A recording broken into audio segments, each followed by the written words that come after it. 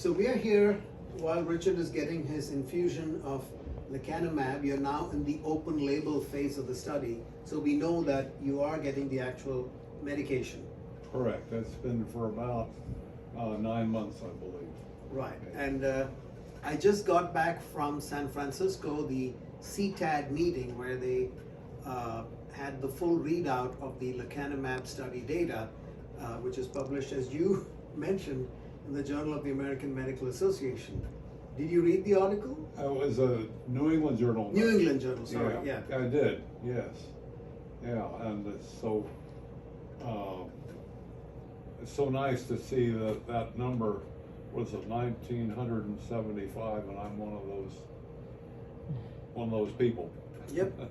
And we can't thank you enough for, having the courage and the foresight to take part in the study. And we were, I think, Keystone was, the 17th site in that among the U.S. investigators. So you and we helped to bring this medicine to people all over the world and down the ages.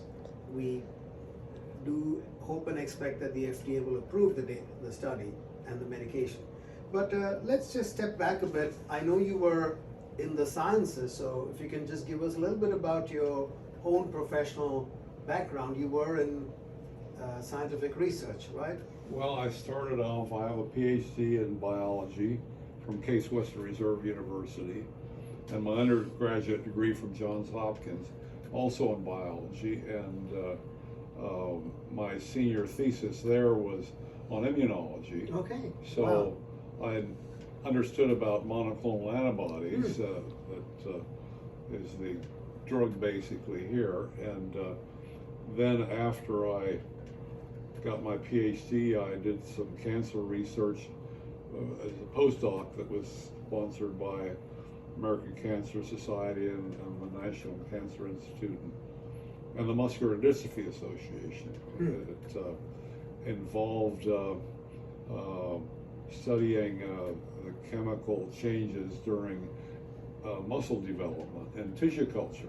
Wow. So I was culturing chick embryo muscles and doing biochemical studies on that. And then you helped with the radiation therapy systems for cancer, correct? Yeah, that was later on, after I taught developmental biology and human physiology at a couple of different institutions for the first 10 years, and then I left academia and went to work for a company, Varian, that makes radiation therapy equipment for cancer treatment. Wow. So I went from being a molecular biologist to being a medical physicist. Wow. So I did that for 25 years.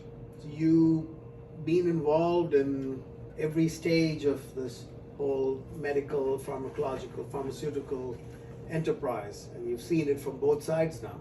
Yeah, well, and in the last 6 years I was managing research grant collaborations between the company and radiation oncologists or medical physicists who had ideas that might improve cancer treatment. Wow. So you've done your own contribution. Yeah, that's right. So I went kind of around the other way, and by then I was traveling all over North America. So by the time I retired, I was up to 1 million miles on both United and American Airlines. Oh, wow. And so as a result of that, I was aware of the difficulty of recruiting patients for double-blind studies, because everybody wants to be on the drug side. Well, how can you know whether the drug does any good unless you have the placebo Something side? to compare, yes. So basically, for that first 18 months, I could have been on either the placebo or the drug, and if I was on the placebo, it was basically delaying my treatment. You're right, but you still went ahead. I still went ahead, and part of the reward for that, I think that was very good marketing on the part of you guys, is I get to get the actual drug for the next 2 years after that. And that's a fairly standard part of our clinical trials, that when there is a double-blind part, folks who complete the double-blind almost always have the option to take part in an open label. I'm saying almost always because it's not guaranteed. It depends on the phase of the study and what the pharmaceutical company has worked out with the FDA. But talking of journeys, let's talk a little bit about your journey with your mild cognitive impairment or early Alzheimer's disease. When did you notice your symptoms? What were they like? And maybe Marianne can jump in as well, because wives can often say a lot more about how we are doing, how we husbands are doing. Well,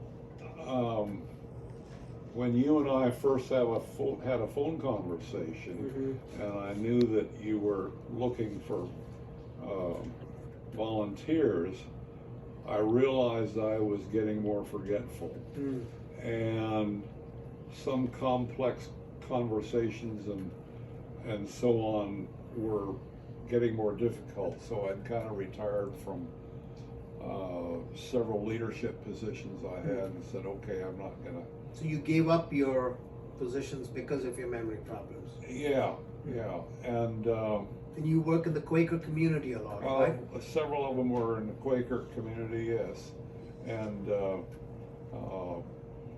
so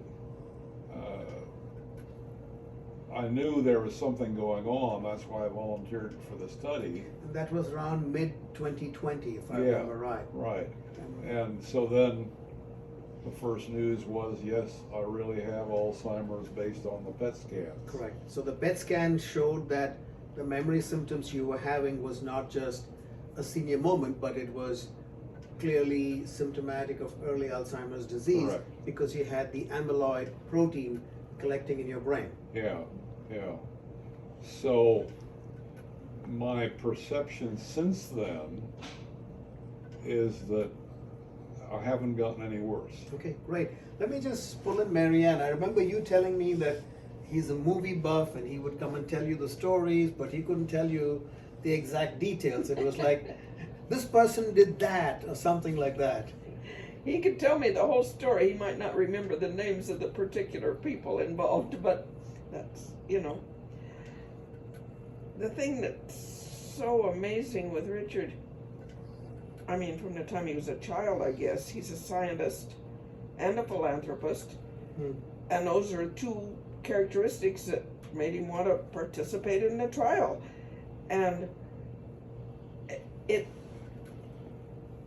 by the same token, when you know a person is so brilliant, and Richard is brilliant, and you think about the possibility of his mind deteriorating, it is very scary. So, if there was anything he could do that would help, I certainly would be there to support him. Right. And what changes did you notice in his brilliant memory and mind? well, actually, not a lot. The things he described, a very complex conversation. I tend to talk in paragraphs instead of sentences, so I've learned to break it down a little bit. So you had to make things simple for him in your communication. Simple or is break it down. Yeah, I wouldn't say simple. He can still follow a conversation, but to break it down sentence by sentence rather than a whole paragraph that he would have to follow all of the ideas together. So, but like Richard said, since he started this study, I have not seen any change to speak of. That's wonderful, because one of the things we're looking in the field is, to prevent the deterioration of early Alzheimer's disease into Alzheimer's dementia. And Alzheimer's dementia is when the disease has affected your brain so much that it's hard to look after yourself, take care of your money, do all the complex traveling that you're doing, and just be yourself. There is some hope that maybe the brain can repair itself, but being able to stay there and not go down is a wonderful goal. You better believe it.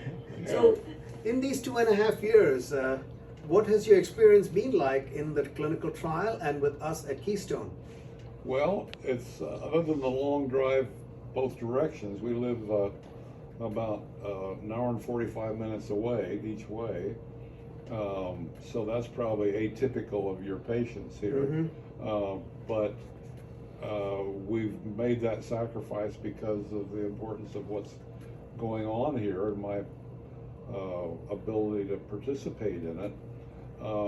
And it's been a pleasure. I mean, I feel like I'm a special person here, and I'm sure every one of your patients feels the same. Just from what I've seen, the way other patients are treated as well. Not only you, but all of your staff. I mean, I walk in the door, everybody knows my name. And I'm sure you, several hundred patients, I really feel like family here. That's what we like to do. We see what a contribution you're making and how difficult it is for many people to not just come here, but to come out, as you said, and take that bold step. And yes, my mom died of Alzheimer's. I see. And if there was a trial then that would have worked, I would have put her in it. And I want to treat everybody who comes here like they are our own family. Yeah. Well, I think you've done a good job at that. It's all of us. It's the team. I have one friend who I've recruited here that I think has talked about participating in a study as well, and I've also passed on your name to several other people that might at some point. That's wonderful, touch too. Because we do know that maybe as many as 1 out of 3 people above 60 carry the Alzheimer protein, the amyloid. And seniors know each other, just like you notice the changes with Richard.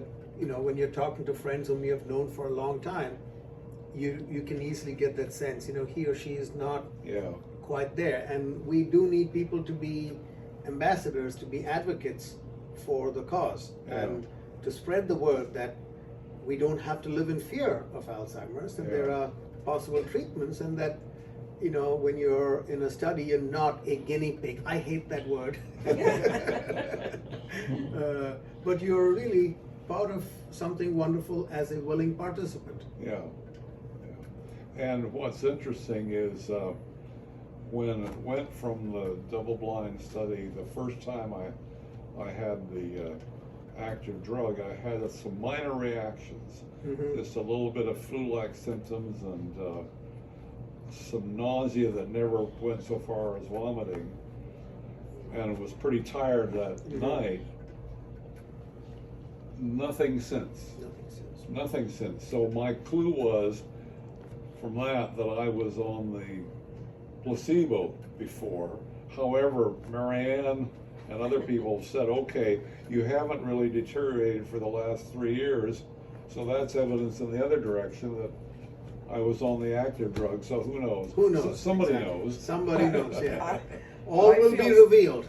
I feel Will strongly I that eventually Well, find out? at some point, yes, they will give us the randomization codes. Oh, okay. But in the meantime, you guys have lived a very full life. I enjoy your travel escapades and all the places you've been visiting. So, do you have a message for other people who may be watching this, who may be sitting on the fence wondering whether to take part in the study? Do take part. If you have some symptoms, you can still make a contribution. There are other studies coming along, so it's not too late to help advance the science in the field. We need everybody, and don't be afraid. It's okay, they put a little poke in your arm every couple of weeks, but they do it very gently, almost always the first time, so there's not a whole lot of probing around, and it's I can just come and relax and read my book for a couple hours. It's not bad at all. The hardest thing is driving to and from.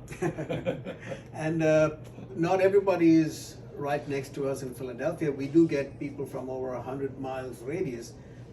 Folks out there can look at the government website, clinicaltrials.gov, and look for a study somewhere close to where you are. But thank you both so much. You really contributed not just by taking part, but by being part of this interview. Thank you, sir. Thank you for inviting me. Thank you, ma'am.